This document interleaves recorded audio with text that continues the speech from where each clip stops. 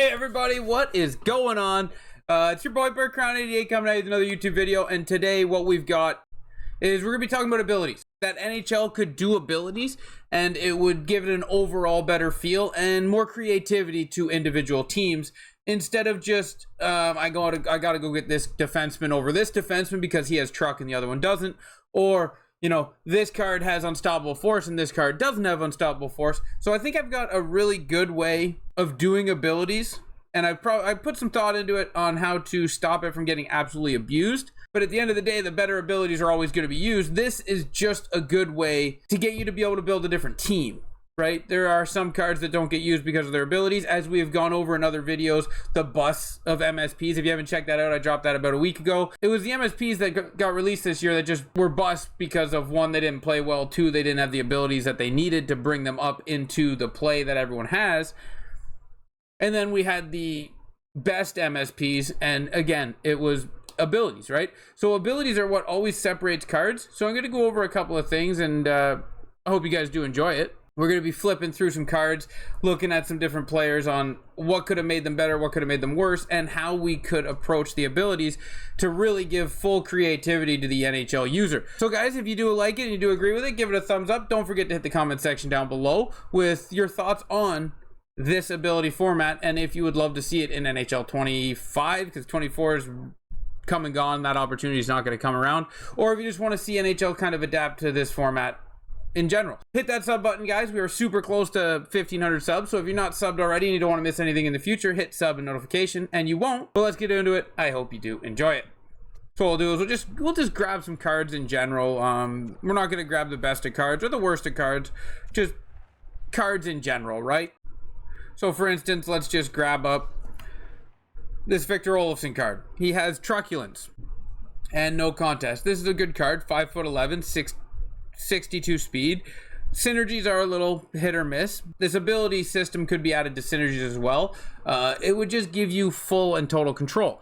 Now what I'm talking about here is he has two ability spots, one superstar and one zone, which is fine. They leave it at two spots, but they give you creativity in the abilities you put in it. Now, could they do it like the synergies where they're interchangeable how you want? They could, but I think a better way of doing it would be to put collectibles in packs.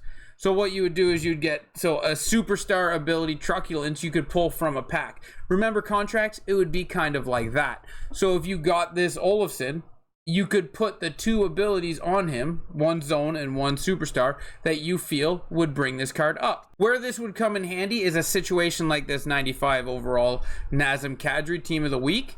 I had Nazem Kadri's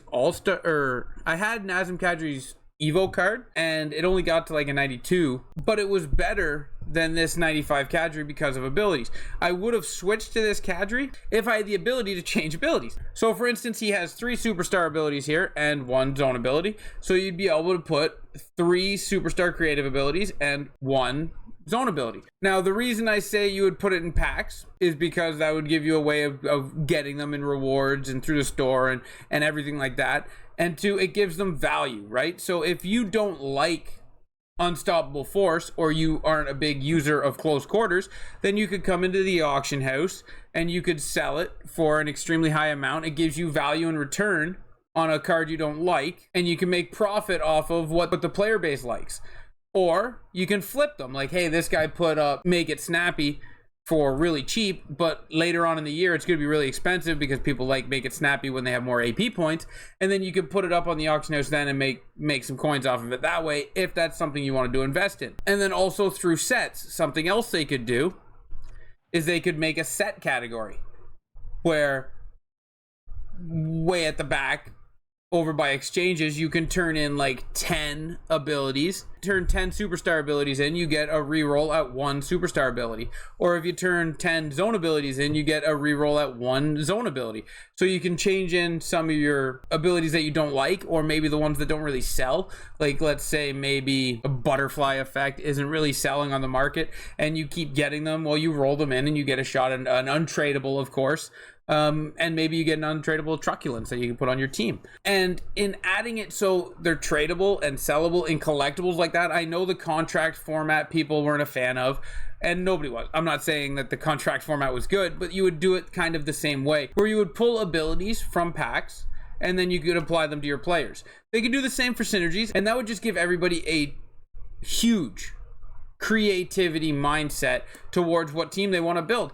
And not only that, one perk for EA doing this, well, I guess two perks for EA doing this is, one, it's kind of a commitment or money thing, right? You could either get after packs through rewards to get more and more, or you buy packs to try to get more.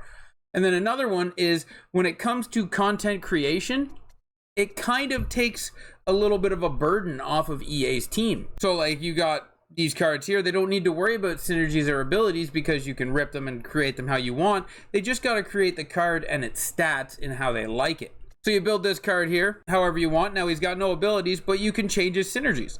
So if this is the player you like early on, and you pull a couple of synergies, like, hey, how am I going to bring him up? I can put Wingman and Fly the Zone on him, and now he's a 9, and now he's an 82 speed, right? I know this has the potential to be extremely irritating, but it has the potential to be extremely fun and creative and allow you to build a team that you want to just enjoy. For instance, you don't see too many Barkovs out there. Barkov is a very good card, 6'3", but again, his abilities are always lackluster, and his synergies can always be a little lackluster, right? You can get Fly the Zone on him here, but if you can get Fly the Zone and Wingman, and then maybe Distributor here, that's +5 speed. You can get him up to a 95 speed, and then you can stick him with Unstoppable Force, Elite Edges, Close Quarters, and maybe Truculence if you want, or No Contest, or Quick Draw, and you can use them at center, or even Wheels if you want to give them that added boost, because then this card would actually be usable, because now you got a 95 speed Barkov that has all the good abilities that you want, and you can create a team around that. So that's what I'm trying to say here, guys, is it's all about the creativity, and I would really love them to add something like that, so you could be flexible with the teams you want to build and how you want to do things, right? Like MSPs, if they wanted to, they could hard lock MSPs for certain builds if that's what they wanted to do. But I think giving people more of a creative ability allows them to do what they want, and allows them to pick players based on who they like and not who they have to build, right? Like this Max Domi card, maybe people would go after him if he had Make It Snappy at 1T and Close Quarters, maybe Unstoppable Force, which he's got 4 slots. He could have all 4 of those, and then you could add to him Wingman and Fly the Zone, and now he's got 93 speed. So this is something that they could look at to help out and contribute towards creativity in the game, because that's where I think it loses a bit, right? I know every time I log on, I'm going to see Gretzky, Lemieux, McDavid, McKinnon, Matthews, Draisaitl. Like, these are all players that I know every single time I'm going to see.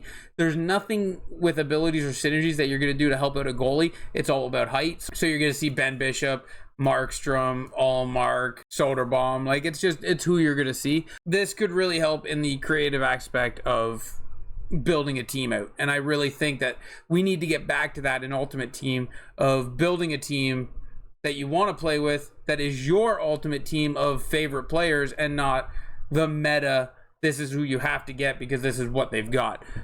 I do thank you guys for watching the video. I really do hope you enjoyed it, and I hope that if you do agree with it, you throw a comment down below, or if you don't agree with it, let me know why.